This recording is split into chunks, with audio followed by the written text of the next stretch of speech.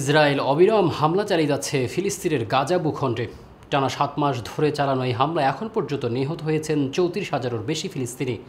ইসরায়েলের বিরুদ্ধে বিশ্বজুড়ে বাড়ছে ক্ষোভ বর্বর এই আগ্রাসনের জেরে। ডেস্ক রিপোর্টে বিস্তারিত জানাচ্ছেন এসকেন রেশমা। এমন অবস্থায় গাজায় যুদ্ধ বন্ধে বাড়ছে বৈশ্বিক চাপ।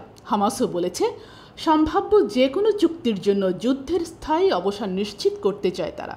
তবে হামাসের এই দাবি প্রত্যাখ্যান করেছেন ইসরায়েলি প্রধানমন্ত্রী বেঞ্জামিন নেতানিয়াহু।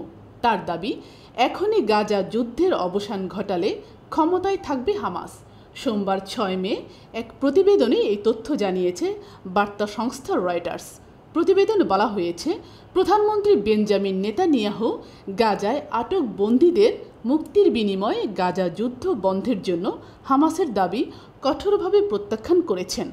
রোববার তিনি বলেছেন, এখন যুদ্ধ বন্ধ করা হলে তা ফিলিস্তিনি গোষ্ঠী হামাসকে ক্ষমতায় রাখবে এবং তারা আবারও ইসরায়েলের জন্য হুমকি হয়ে উঠবে।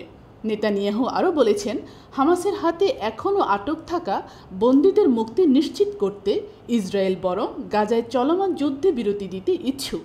গাজায় হামাসের হাতে এখনও আটক থাকা বন্দীদের সংখ্যা 130 জনেরও বেশি বলে মনে করা হয়। নেতানিয়াহু দাবি করেন, কিন্তু ইসরায়েল যখন সদিচ্ছা দেখিয়েছে, হামাস তখন তার কঠোর অবস্থানই রয়ে গেছে। তাদের দাবিগুলোর মধ্যে প্রথমেই রয়েছে গাজা উপত্যকা থেকে আমাদের সমস্ত বাহিনী সরিয়ে নেওয়া, যুদ্ধ শেষ করা এবং হামাসকে ক্ষমতায় ছেড়ে দেওয়া।